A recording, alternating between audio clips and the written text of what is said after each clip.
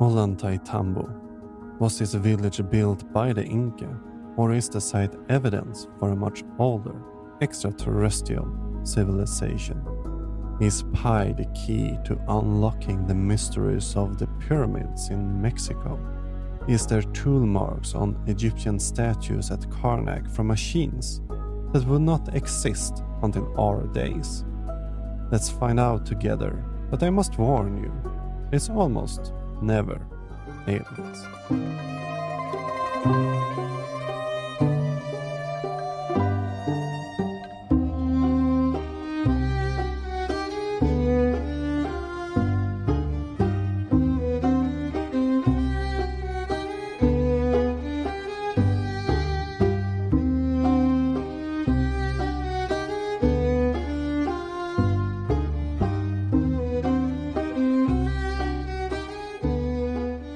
Hi, hello and welcome to Digging Up Ancient Aliens. This is the podcast where we examine the TV show Ancient Aliens from History Channel. Do the claims hold water to an archaeologist, or are there better explanations out there? I'm your host Fredrik, and this is episode 29. This time around, we're going to look at feats of engineering. Could some be evidence of extraterrestrial interference? Well, probably not, but let's investigate these locations and the claims surrounding them. I'll start you out in a small village in Peru called Ollantaytambo, once part of the Inca Empire. Next, it's time for some math problem with Tsoukalos in Tenochtitlan, and Indian architecture with David Childress. Lastly, we're going to Karnak and Malta to look at a few examples the proponents' claims are impossible to create with the tools available at this particular time in history. Remember that you find sources, resources, and reading suggestions on our website, diggingupancientaliens.com. There you also find contact info if you notice any mistakes or have any suggestions. And if you like the podcast, I would really appreciate if you left one of those fancy 5-star reviews that I heard so much about. Now, when we finish with our preparations, let's dig down in the episode. Hey, this is Dinah from the 2 a.m. Brains podcast. Have you ever wondered if science has created a spider goat, or if Bigfoot is telepathic? Join us every week on 2 a.m. Brains to find out the answers to these questions and so much more. Let's meet these ancient engineers and see what we can find. We start our journey in Peru, some 70 kilometers northwest of Cusco, in a small village named Ollantaytambo. Interestingly, this little hamlet is a living ruin. While some changes have been made, especially around the old plaza, the people still live in the old buildings. Old Inca structures are being used until this day, basically.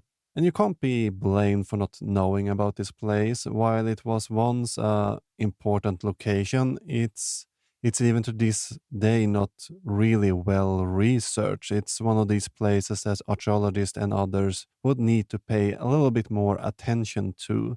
But from what I've been able to find in research for this episode, it seems to have started to pick up again. But for a long time, Jean-Pierre Protzen was one of the few people researching this location.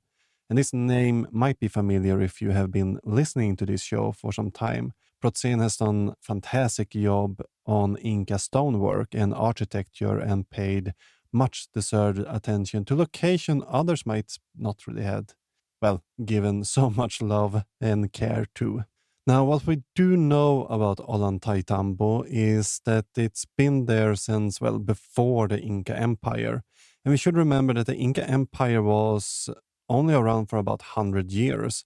I think we easily forget this and that they operated around 1400 CE until the Spanish conquest. But the history before Inca in Ollantaytambo is a bit unclear and would need more research. Around 1450, the town was raised by Puchcatki Inca Yupanqui, who later would start to rebuild the settlement and incorporate it into his, basically pleasure palace. Puchcatki is the one who set Inca on their way to become an empire, so it's maybe fitting that he restarted this settlement in a sense. Ollantaytambo is right in the middle of the Uramba Valley, where the river with the same name flows through. The settlement is located north of the river, and on the other side of the riverbed runs one of the four main roads of the Inca Empire. So 4 roads stretched out across the kingdom from the main square in Cusco. You could say that all roads in Tawantinsuyo led to Cusco.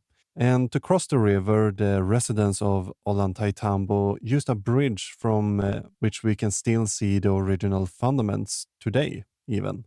And I hear you. What about the aliens? Yeah, we will get to that. To be honest, this section is mainly based on false dichotomies, word association, and misrepresentation. It does not get further than the first 2 talking heads before we get some issues. The show wants the site to be, well, much older than it really is. In fact, Brian Forster, a tour guide and self-proclaimed expert, claims the site is 12,000 years old. While it is plausible, I mean, we have, for example, Monteverde in Chile dated to 16,000 BP, and Picamache Cave dated to around 12,000 BCE. But this really early date that Forrester give here is in no way connected to the structures we see there today. The old date is to be. We also hear from a man called Jesus Gamara, and the show claims he is an anthropologist. Now, Gamara himself never claimed that in any of his bios. Instead, he's focusing more on his idea that there were less gravity in the past. That's how people in our history could so effortlessly build and move large stones. And as you might suspect, the theory the ancient alien proponents have about this site is it's not Incan, but instead from a much older unknown civilization. It's not clear why the Inca could not do it, since, well, they in the previous episode we saw claim that they had, stone melting capabilities and all of that. But the whole ancient astronaut idea is, for the most part, built on logical fallacies, as you might have started to realize here. And the same issue other alternative history struggle with, like Graham Hancock, for example.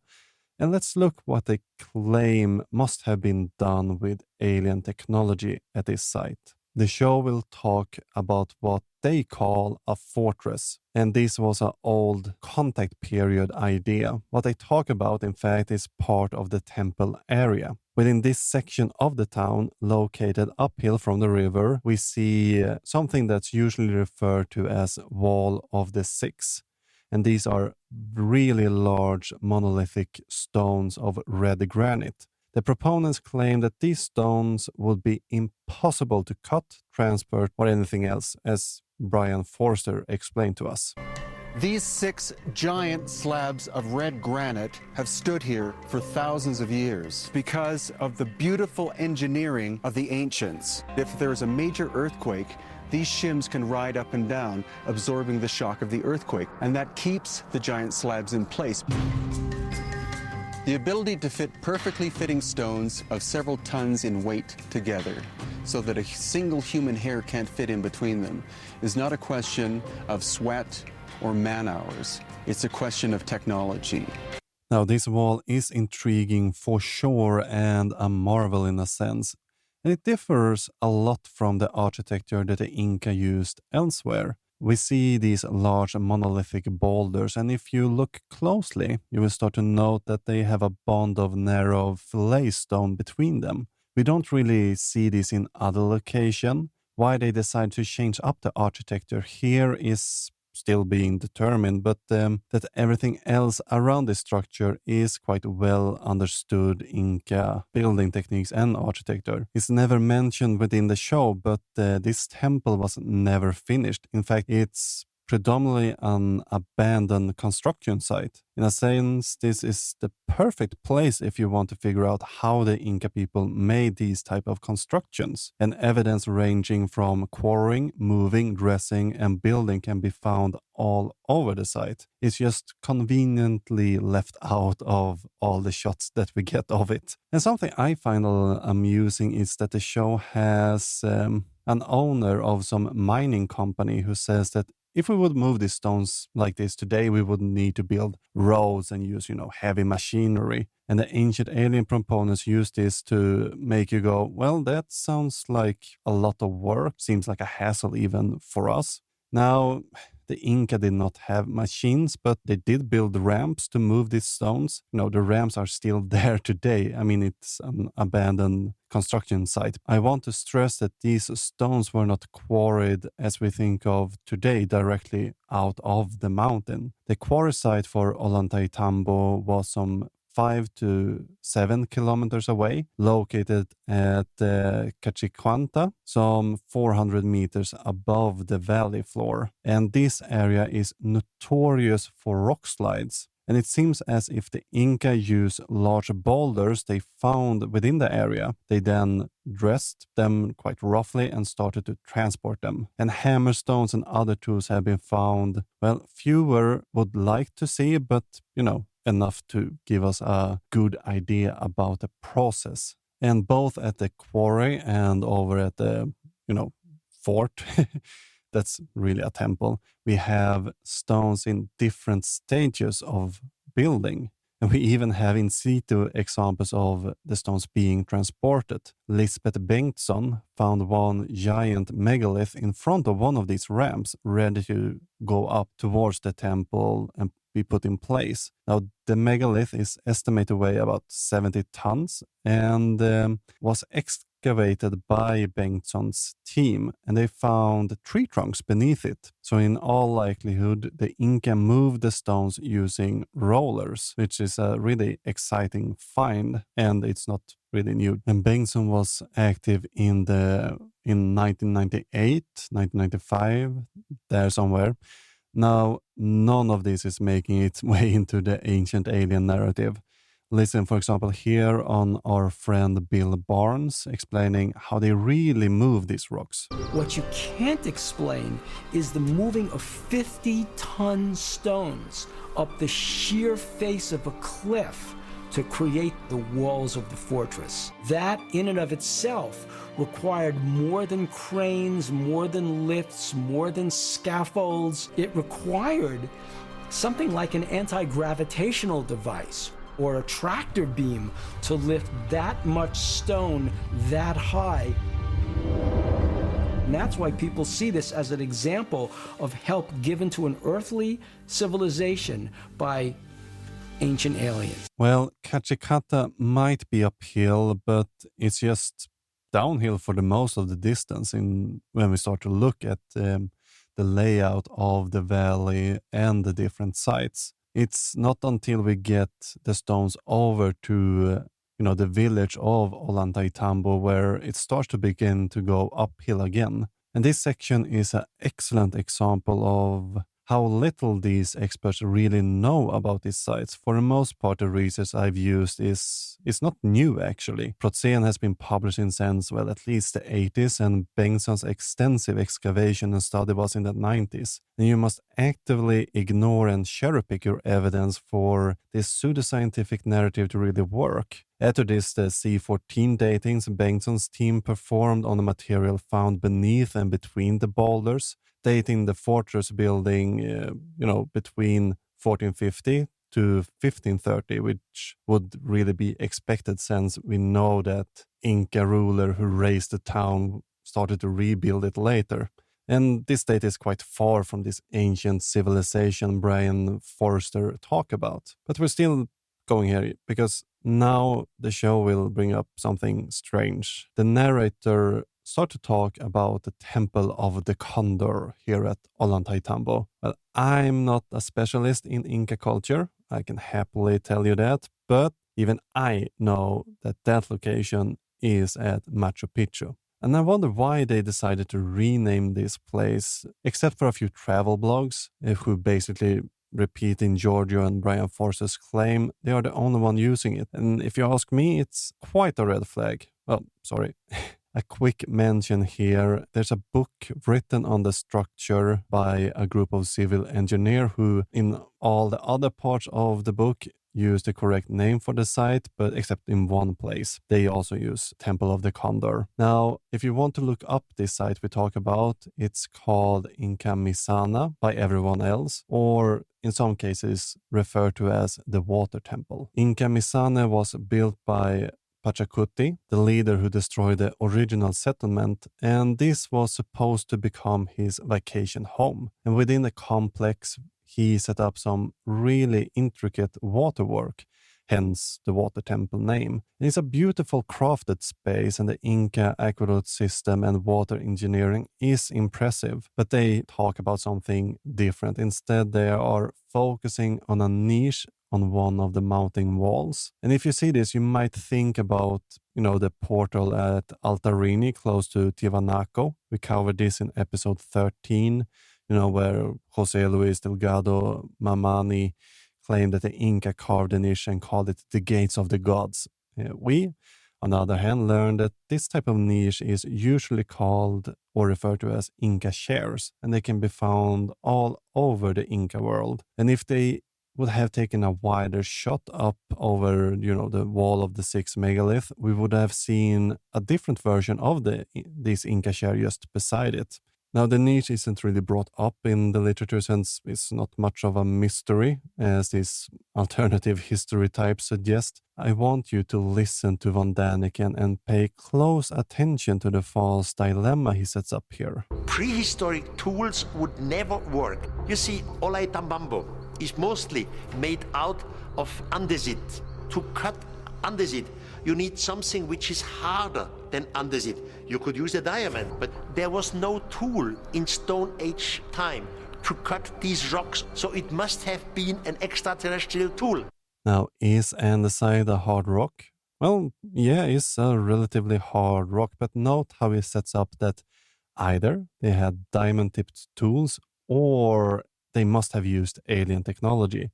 We get two choices when there are in fact a multitude of answers to this question in reality. This is an excellent example if you're unfamiliar what a false dilemma is. Now, Brian Forster, Giorgio Tsoukalos, and Von Däniken mainly focus on a crisscross pattern that can be found on the seat of this chair. And the details are really exquisite. It's so good that the American Society of Civil Engineers wrote in a large study of them that this type of rock carving by ancient Inca craftsmen is the reason that myth has evolved over the decades as how they were created, adding no, they were not made by extraterrestrials at the end of the passage. So what did they use if they didn't need lasers or diamond-tipped tools? Well, here is one of those disappointing answers. We're not entirely sure. Well, more research on the subject might lead us to find some more fulfilling answers in the future. There have been experiments where people carved granite using flint tools, so they probably used a more realistic tool than, suggested in the show. We have not yet found any good examples that we can link to this type of carving. If we were to use Däniken's logic about needing diamond tools, would not stonemasonry in medieval time have been impossible? Iron is softer in comparison to diamonds, yet people were using metal tools to carve granite rocks and still use them today even. So, well, the case for alien interference over at Ollantaytambo might have been a tad exaggerated, as we note. After the break, we will head a little bit north in the Americas to Teotihuacán.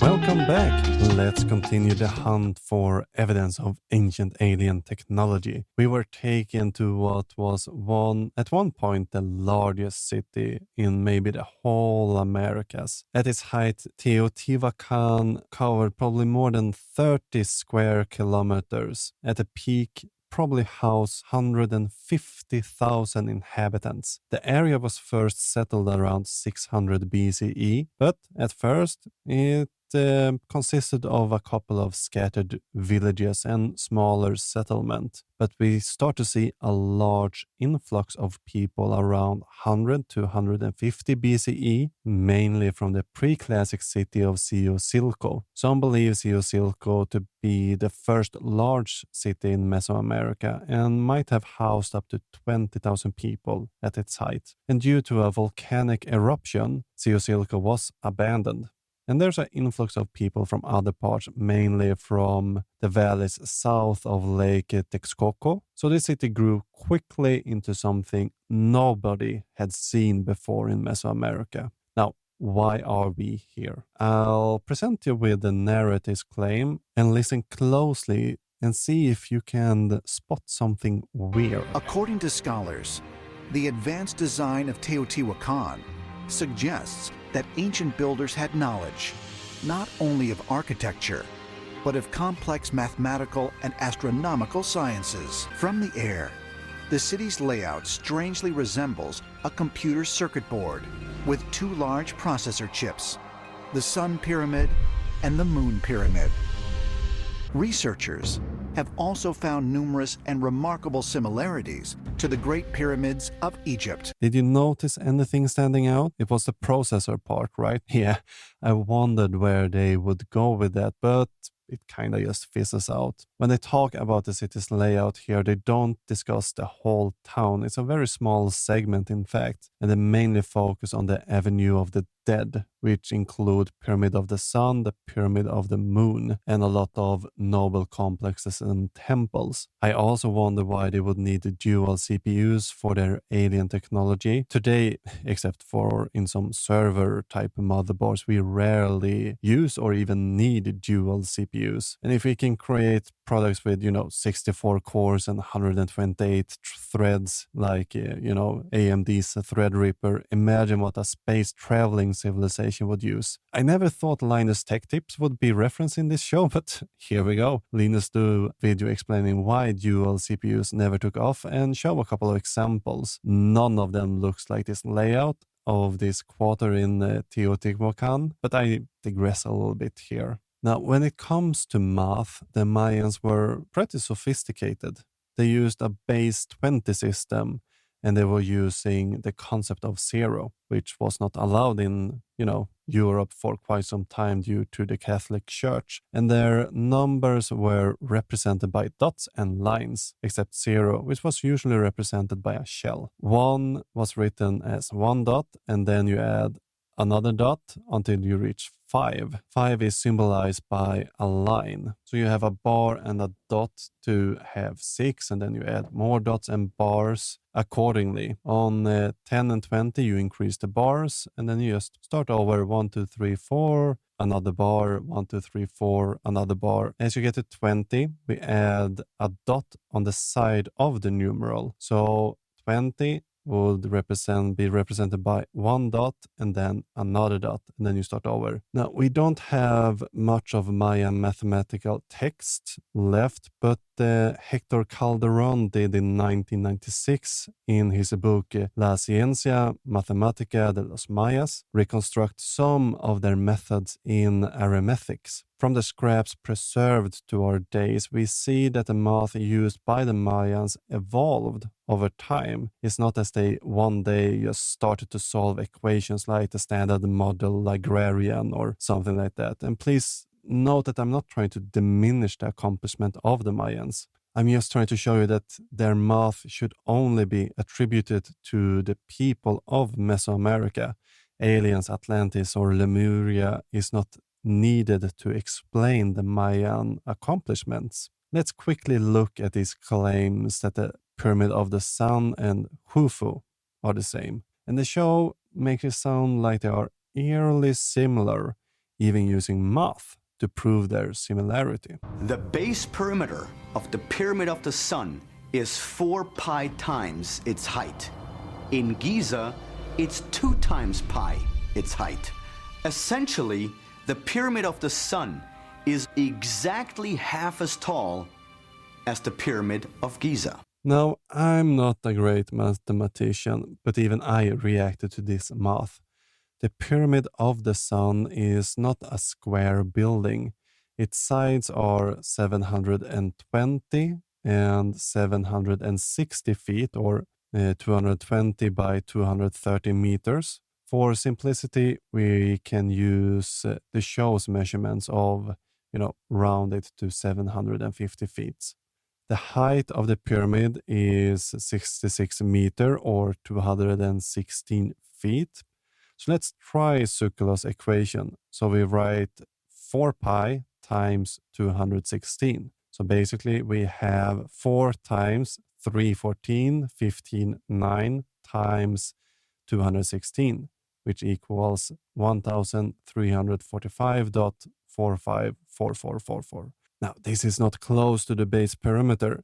Using the show's numbers, the base would be equal to roughly 3,000 feet. Now, Khufu's pyramid fares a bit better. It's still not an exact match with Giorgio's math, but if we round it up, look between the fingers a little bit, we can make it fit a bit more realistic than, Pyramid of the Sun. And to be honest, it's not Giorgio who thought this up. It was actually Zachariah Sitchin who is the origin of this idea in his books, The Lost Realms. And even if we find a few similarities, and alternative history and alien proponents are quite good at pointing out what's similar, they're usually leaving out all the differences. For example, the Pyramid of the Sun has an angle of 32 degrees. Khufu has 52 degrees. They have a different volume, 1.2 million cubic meters versus 2.6 million cubic meters.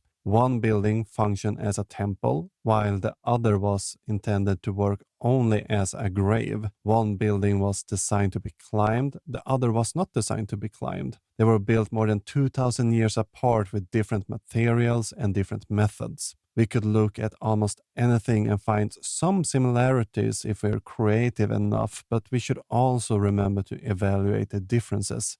In this case, they are more different than similar. And as we saw, the similarities is only there if we, start to cheat and round the numbers up and down. That there is this much differences would be expected if two different civilizations constructed this independently. We also have a repetition of the claim that the pyramids of both these sites line up with Orion's belt. This is something we in the past have concluded only to be true if we rearrange the site's design, something Bouval and Hancock leave out of their book, The Message of the Sphinx. And since we have gone into these claims on multiple occasions in the past, I will gloss it over here. So far, their claim about Teotihuacán haven't really matched up to what we know about the site. But could the following claim be what we have been looking for all this time? We're told that there is an extensive use of a mica embedded in numerals structures. This is followed up with that mica can only be found in Brazil, more than 3,000 miles away. And this is simply not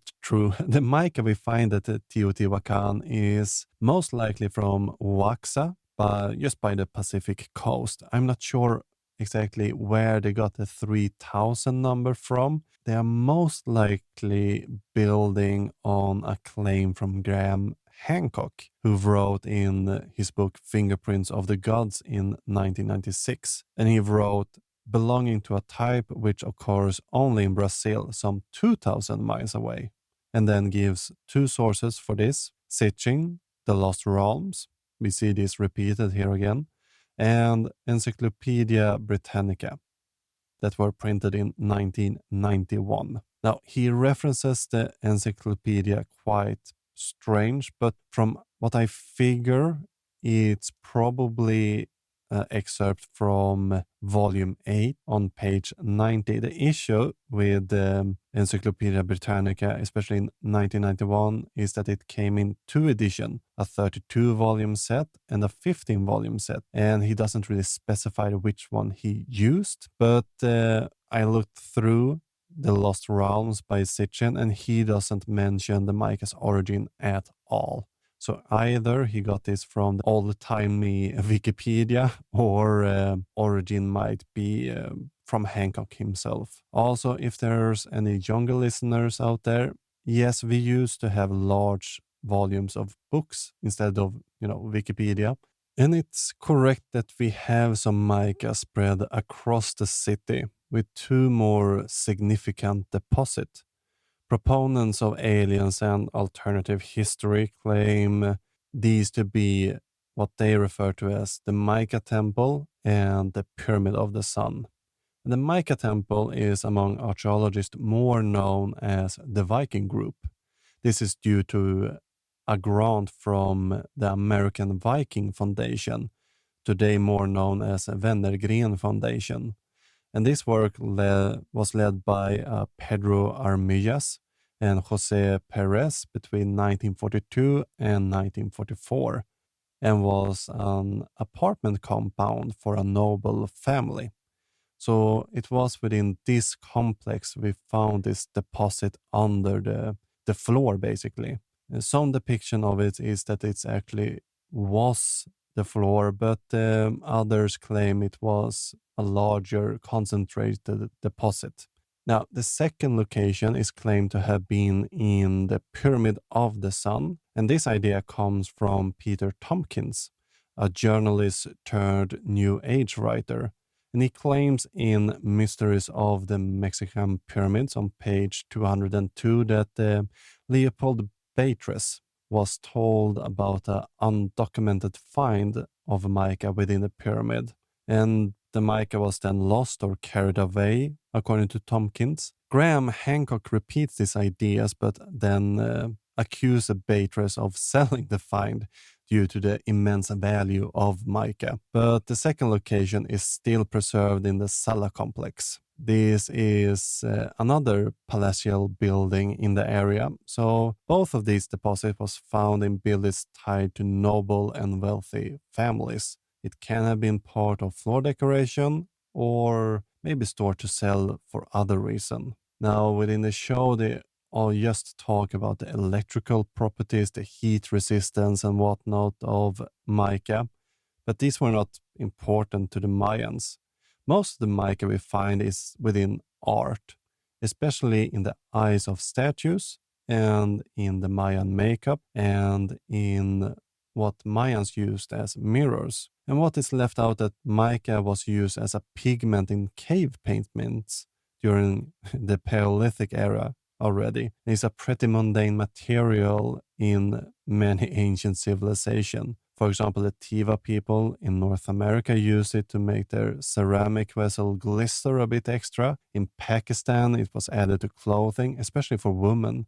And in Russia, mica was used as instead of glass in, windows for houses. Where Tompkins got his claim about the mica and the location, all of that within the Pyramid of the Sun is unclear. He just claims it was unpublished. Who told him about it never shows up in his reference or within his texts. So it seems as mica isn't as unusual that we're led to believe within the episode. And even if the Viking and Sala deposits are significant, we don't need these fantastic claims to explain them. And it's also important to note that we're never presented with these mundane explanations within the show. Conversely, they are pretty clear that the only possible reason why they would do this is because somehow it was part of some technology. And we're told that mica is part of NASA's spacecraft, and maybe the people of Teotihuacán used it to protect themselves from spacecrafts taking off, or that mica was used as capacitors in the pyramids to offer, wireless charging to the space aliens. So did ancient aliens influence the construction of this fantastic city? And when we look at the evidence, it's simply not there. I'm really confident to say, no, aliens had nothing to do with this site. But the show must go on, as they say. So join me as we travel over to India. Located in the modern state of Karnataka in central India, lays the ruins of what once was one of the largest cities on earth. Vijayanagara was the capital of the Vijayanagara Empire and covered some 650 square kilometers at its height. But why are we here? Well, these ruins might be the work of alien construction. Let us have David Childress set the tone for this section. Vijayanagara is said to have been built in the 14th century AD. However, there's a lot of evidence to show that it's a much older city. And in fact, Hindu legends say that the ancient king Rama met with his monkey god friend Hanuman there at a cave at Vijayanagara. And this would put this city back many thousands of years. Now, what Childress claim here is not wrong, but it's truth with a bit of modification. Vijayanagara is in an arid area, which was true even back in the Paleolithic era when it started to be settled. Of course, it was lusher around the Tungabara River, but this river was never navigable and was quite prone to flooding. And in the beginning, it was usually smaller, semi-movable settlements across this area, but this changed around 1000 BCE. And it's when we start to see larger villages develop. And as time goes into a more historical era, we begin to see small kingdoms grow, and usually set to 1336 CE, the foundation of Vijayanagara begins, and an empire is born. At this point in time, we see a massive influx of people, and the city grows from its humble beginnings. But we don't really discuss this aspect or, the site's history. The show will mainly focus on the religious center called Hampi. As for King Rama, yes, he was a king, but he was also the seventh avatar of Vishnu.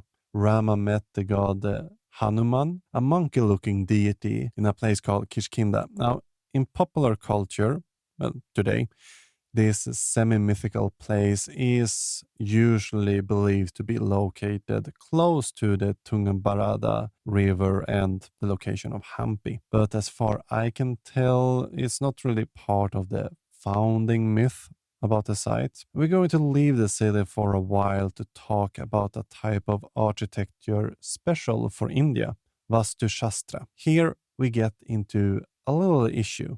Indian culture is often hijacked by, white New Age people, and Vastu Shastra seems to have gone the same fate as Feng Shui and other similar traditions from the East, by Westerners.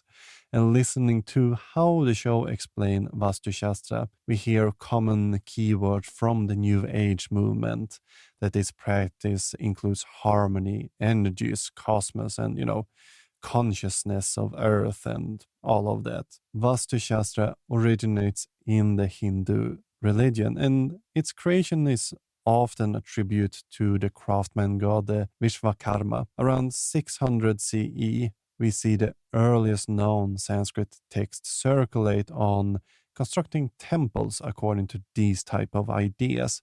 And it grows from there to include palaces and, even towns. And the city of Jaipur is built according to the idea within this tradition. But under the British colonial rule, the use of Vastu Shastra waned and has recently seen a kind of rebirth. But I think it goes without saying that the idea doesn't really have any scientific anchor, and the Federation of Indian Rationalist Associations have been highlighting that this is basically pseudoscience today. While the style guide might make beautiful temples and all of that, it won't really change any cosmic energy in any measurable ways. I mean, architecture is more about taste, less energies.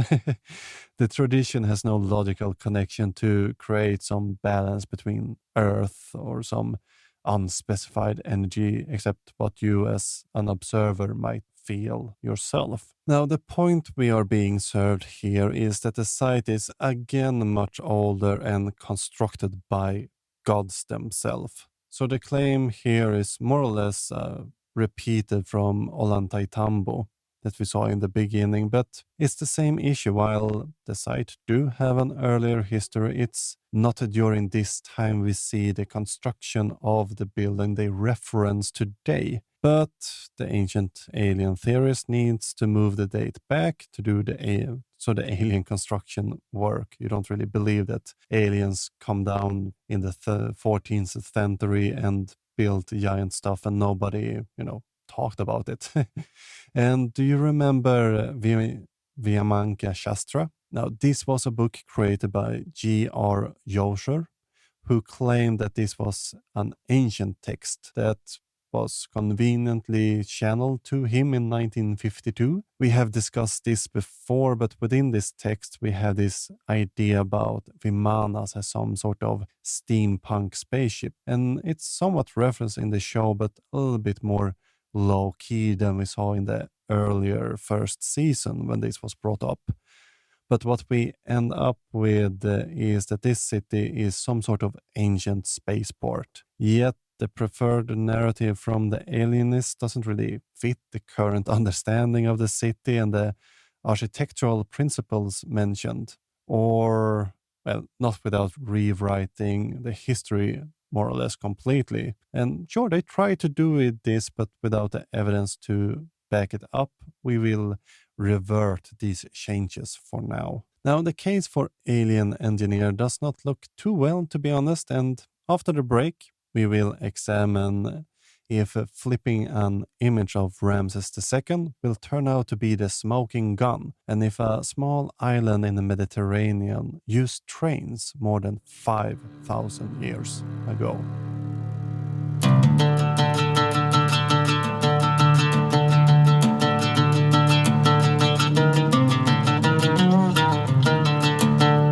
Welcome back.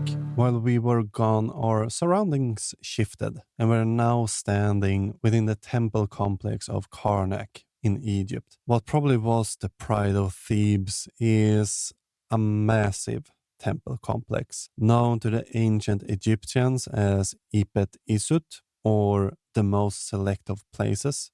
The complex was expanded by numerous pharaohs over time. The main temple was dedicated to Amun and the Theban triad, which include Amun, Mut, and Khunsu. But as time went by, other temples and gods were incorporated. And just like tourists today, we could spend an entire day walking around this large temple area. But why are we here? Well, for two reasons: obelisks and a sculpture of Ramses II. So we are going to keep it simple and start with the obelisks here.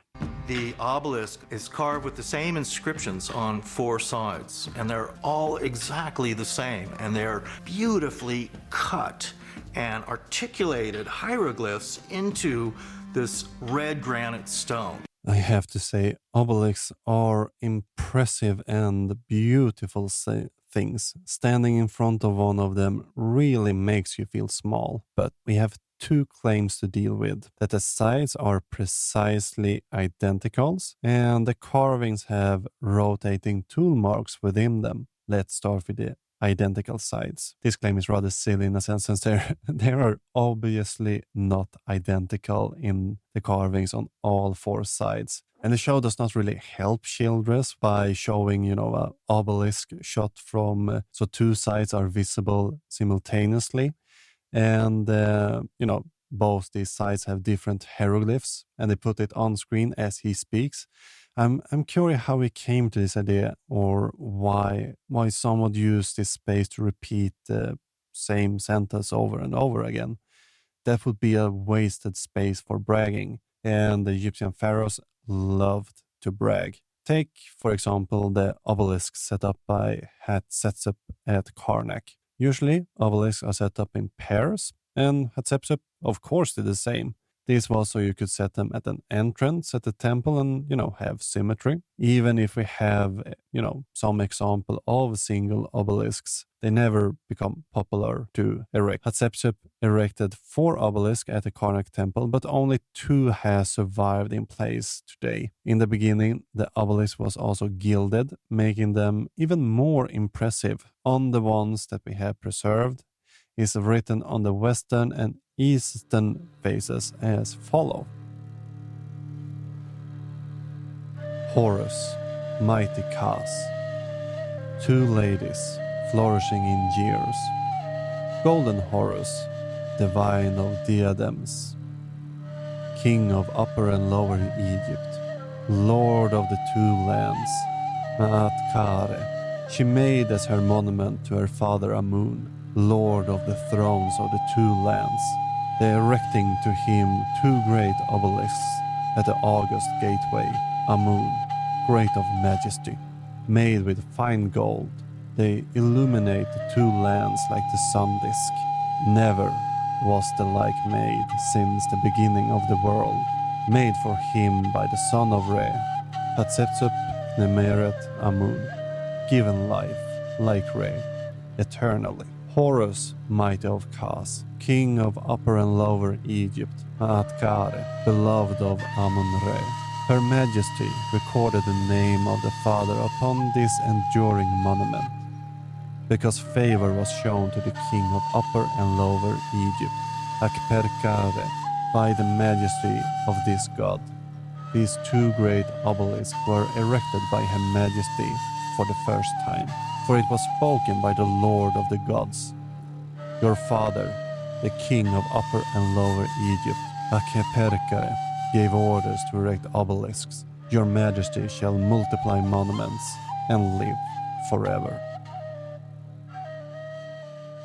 Now, as you note, these texts are pretty bold in their statements. Hatshepsut claim full credit for creating them and also claiming they were the greatest ever built. Trump is put to shame with this type of wording. The old pharaohs love to use these phrases, even if their monument was literally tiny examples in the shadows of their greater ancestors.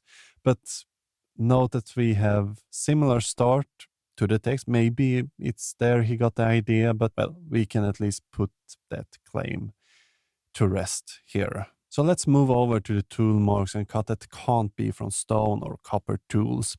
The issues here for Arl and Andrew is that, well, we have carvings in different stages of completeness.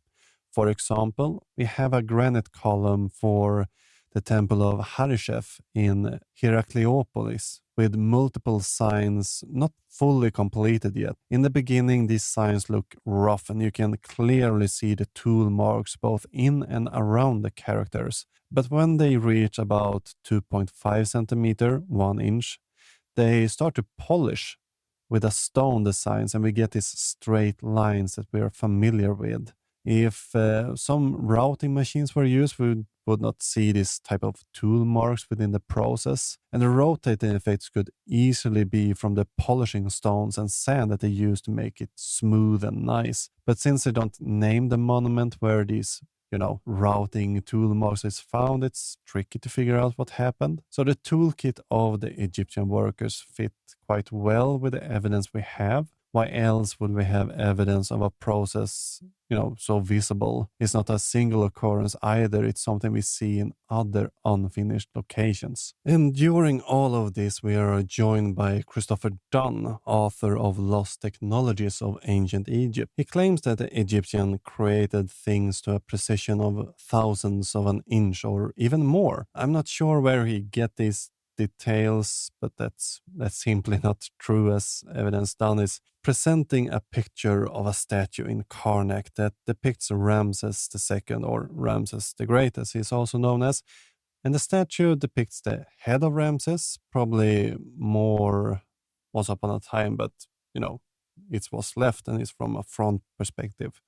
And the claim is that the sculpture is so precise that you can flip the picture and put it over the original, and it will align just perfectly. Of course, I went online, found a similar image and tried this myself. While the mouth, eyes, nose, and, some facial features do line out perfectly, the outline of the face and ears and, other things were a bit off, but I wasn't happy with just one example. Now, I also tried Nefertiti and Amenhotep III and other royals from the new kingdom, and they lined up and inverted again certain aspects, not the whole face, for example. And this is not due to advanced routing machinery, but more due to the style of ancient Egypt. Their art is lovely, but it's more of a paint by number thing. It was highly stylized, and basically after a grid it was meant to look the same. And even Hatshepsut was depicted just as all the other pharaoh, with the false beard and all. Egyptian art was not meant to be realistic. It was supposed to look like it always had, in a sense. It changed a little bit towards the new kingdom, and especially during, the Greek ruling of it. But art wasn't meant to change. It was to freeze the god in a particular state in time. But Dunn suggests they use something similar to a routing machines and show an aluminum face created with a metal router machine. And Dunn claims that the tool marks left on these are identical to each other. And sometimes, I guess you see what you want to see. We're faced with another false dilemma from David Childress here too. They allegedly did not have electricity, power tools. Supposedly they didn't have diamond saws. But yet, they're doing things that would require precision work, precision tools. So where did they get those things? How could they have had these advanced machining tools that we've only just acquired ourselves today in our civilization? So one answer would have to be they've gotten it from ancient aliens. Precision work? Yeah, maybe. But they had rulers, carpenter squares, and, trained professionals. I'm pretty sure that a skilled craftsman today could create a duplicate with, only chisels. So again, we have more answer to the question they state within Ancient Aliens here. And again, we're leaving this area without, good evidence of alien visitation. I would say, there's no evidence at all at this site. But yeah, let's see if moving over to our final destination might solve this. Malta, a small cluster of islands just south of Sicily. If you're unfamiliar with Malta, it's a small nation in the Mediterranean consisting of three. Now, Flanagan is new to the show, but not new in pseudoscientific circles. He's authored a book named Pyramid Power back in 1975 that was followed up with 4 sequels. And he is in the show titled PhD and referred to as Dr. Patrick Flanagan TM on his website. But his alma mater is nowhere to be found on his web pages. And after some searching, it seemed as it was either Medicina Alternativa or the Open International University for Complementary Medicines. Both have clear signs of being diploma mills, and I reached out to the estate or Patrick Flanagan's library. He passed away back in 2019. The library has his works, and they kindly answered my question regarding Flanagan's alma mater, and it turns out that he has a MD from Medicina Alternativa. That's Alternative Medicine School based in Singapore. You're free to put whatever value in the title as you want. But what we get here from Patrick is basically thick word salad. Optical accuracy isn't a term used in the literature, and the definition is unclear because it depends on where and when it's used. It's often about quality control by just looking at something. I've been to several of the temples in Malta, and I highly recommend visiting them if you can and thinking about it. I've been at 3 or 5 of the locations in this episode. Can you guess what other 2 I've been at? Well, at least these are marvels, but the construction is almost the opposite of a mystery. Now, with the help of imported flint and obsidian, they primarily quarried 2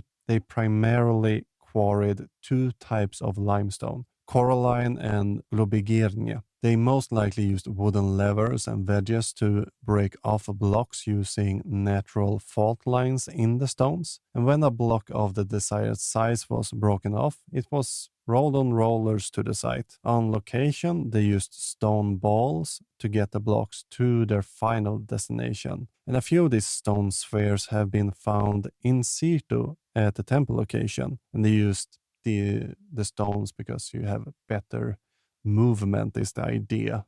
You can push them forward, backwards, side to side. And to get the stone on the top of the others, they built ramps out of dirt that they later dismantled. And it's impressive that these early settlers of Malta was able to do this with, such simple means and build these great monuments. Yet the show deems it unlikely and wonder if there was a railway maybe on the island to facilitate the transport of the megalith. On Malta, there's something usually referred to as cart ruts, and these look like two parallel tracks in the limestone, and it looks like it was made by carts over a long, long time. And the most likely explanation is also that it's from actual cartwheels, while there is a discussion on exactly when and how they were formed, we can rule out a few things the show mentioned, such as they are not 10,000 years old, and they are not all identical in size and width, and most of them are V-shaped, so they start wider and become more narrow towards the bottom. And these tracks are usually deeper in places that slope compared to flat location. Now, this would support the theory that the ruts were started by carts, and then erosion from water and wind created this deep scar in this quite soft limestone. While there is some harder limestone on the island, much of it is very delicate and sensitive to erosion. A quite recent study, just published last year, have started to pick up the research on the Maltese cart rut, but the author, Growcut, mentioned a lot more research is needed to comprehensively understand these cart marks. And lastly, we bring up the hypogeum. I was never inside this, unfortunately, since you have to get your tickets well in advance. This was pre-COVID even. So yeah, if you're going, check up ticket availability before you book everything else. Now, this underground temple is carved from the mountain to resemble the megalithic temples above, and the earliest date is close to 4000 BCE, and within this complex is a room referred to as the Oracle Room. Now, this room has some rather remarkable features. Frequencies within the 70 Hz and 114 Hz range will enhance and echo throughout the complex. According to the show, it's evidence that the people of Malta had access to acoustic levitation and could, reshape matter with the help of this room. But yeah, it's simply not true. While acoustic archaeology within the complex has been limited, it seems as a natural feature and not really man-made, except that they shaped other areas within the complex. It's just a happy coincidence that this nice little frequency rumble can happen, especially with male voices and drums, as acoustic archaeologists have tried so far. But again, it's one of those things that need more research to be thoroughly understood in the future. And we're going to close the episode here. The evidence for aliens seems to have eluded us yet another time, but I hope you come back, because next episode, it's time for what some of you might have been waiting for since November. We will deal with Graham Hancock's Ancient Apocalypse. I know he lacks, the alien visitor in most of his works, but since he has appeared on this show and is known to spread some fringe idea, maybe, we should at least look and test his thesis. But till then, remember to leave a positive review anywhere you can, such as iTunes, Spotify, or to your friends. That's most beneficial. Tell your friends about the show, basically. And I also recommend that you visiting diggingupancientaliens.com to find some more info about me, the podcast, the episodes, And you can also find me on most social media sites. And if you have comments, corrections, suggestions, or just hankering to write an email in all caps, you find my contact info on the website. You will also find all the sources and resources used to create this podcast, and often further reading suggestions so you can learn more about the subjects we bring up. Sandra Martelor created the intro music, and our outro music is by the band called Trallskruv, who sings their song Tinfoil Hat. Links to both of these artists will be found in the show notes. Until next time, keep shoveling that science. Men jag skyddar mig för jag har foliehatt. Och så säger ni det är en galen fantasi att ingen manipulerar oss med telepati. Ni tycker att jag redan är besatt, men jag skyddar mig för jag har foliehatt.